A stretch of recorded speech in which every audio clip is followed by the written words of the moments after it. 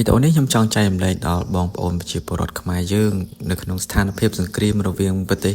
ខ្មែរយើងហើយនិងសៀមពួកខាងទាហានសៀមឈ្លានពានគឺវា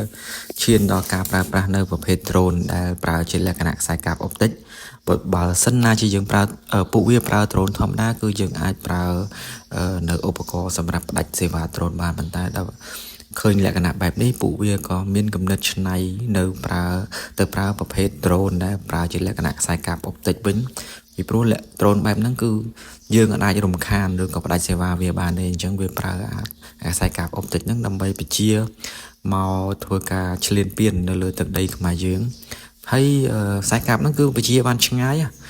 អាចខ្ទង់5-6 គីឡូឬក៏15 គីឡូទៅតាមប្រភេទខ្សែដែលគេផលិតមកបងប្អូននេះហើយដំណើរការវាគឺធ្វើបែបហ្នឹងអញ្ចឹងខ្សែហ្នឹងគឺគេដាក់នៅលើ drone ហើយ